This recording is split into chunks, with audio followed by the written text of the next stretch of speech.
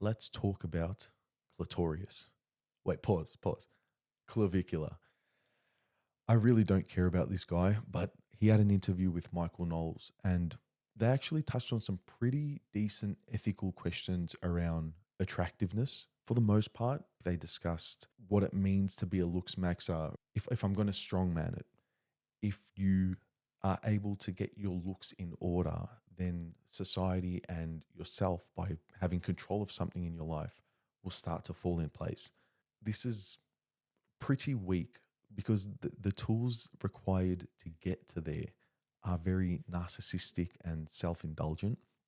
I've seen some commentary that this almost mimics like a transness mindset or a feminine almost mindset of hyperfixation on your, material, physical features, and really trying to tune and self-tune and detail in a way that's unhealthy.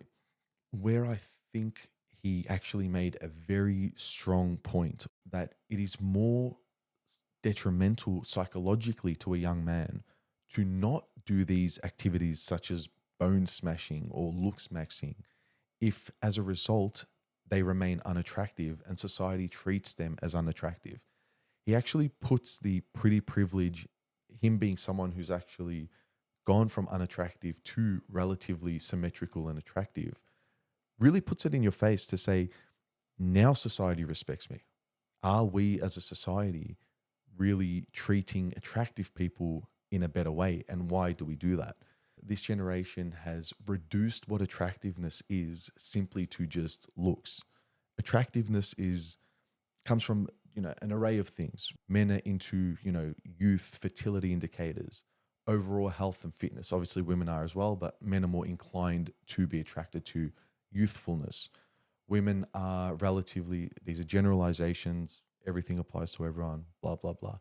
Women are generally more attracted to a man who can acquire resources, a man who has a strong network, a man who's career driven and industrious, because the reality is we're all built to, be parents or not, but women are physiologically built to bear children.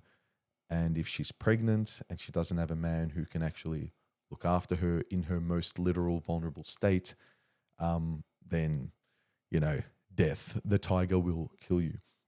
Reminder, we're built and designed prior contraception. So this is the whole lock and key analogy. A man is like a key. If he can unlock every lock, it's a master key. But if a woman is a lock that can be unlocked by every key, it's a useless lock. I don't mean to politically charge that, but I think the point being made there is women are inherently choosers and are designed to be choosers, because it is in a woman's and her child's best interest to vet individuals, vet men, because a man can sleep with a woman and have zero reproductive repercussions. We can just spray and pray. We're just throwing it out, throwing babies out, and zero repercussions. If a woman makes a mistake, picks an individual who will disappear, unfortunately, death, or more likely to vulnerability. So these are market indicators, mate value indicators. Of course, these are generalizations, but they do kind of diverge to the genders. But we do have, I've written some notes here, partner and parental investment traits. So emotional stability, dependability, willingness to invest effort into the relationship. And a big one, I think the biggest one of attractiveness, is kindness. How kind is someone to you in your relationship? So this whole mogging, mewing, chud, chad, chungus. I'm so disappointed in myself. I know these words now, but you got to keep up with the hooligans. But it really does begin to beg the question: what is attractiveness? Obviously, we know what physically turns us on. That's a bit of a low hanging fruit. I feel like that's too easy to even talk about. You're turned on by what you're turned on by, but to be attracted, to be magnetized and compelled and pulled in by someone, there's tensions. And as with everything, usually the answer is somewhere in the middle. I think a level of confidence is attractive, but not arrogance. You got to you got to find that fine line. Empathy is attractive, understanding and wanting to care, but not being too weak with that. So empathy, but not weakness. And for me, I think most importantly is somebody who is proactively attempting to reduce the amount of unnecessary suffering in the world. Not even sexually, in the most innocent way. That mindset, that framework to understand and reduce suffering, how is that not attractive? How is that not the dominant force, pulling force of somebody who you want around and somebody who you want to help and be with and be around? That is the most attractive trait, this reduction of suffering. And that's a philosophy I really try, live by and embody. And so back to the main question, is it actually more detrimental to be unattractive and ostracized by society and the effects that has on a young man's psyche? Or is it in a young man's favor to attempt to look smacks, even if that means a bit of, put the spirituality aside, that can kind of wait. Focus on becoming attractive and people and women will start to actually respect you and listen to what you have to say. I don't want to agree with him. I really don't, but I almost agree with that logic.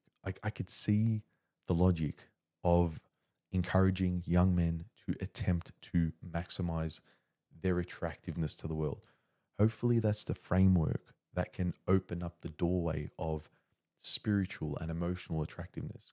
Interesting times. We are in interesting times. Thank you for watching the video. Please remember, as always, these thoughts are online. They're subject to change. So I could completely switch up on this by tomorrow. That's my get out of jail free card in the future. So leave me a like, a comment. Tell me what traits do you find attractive?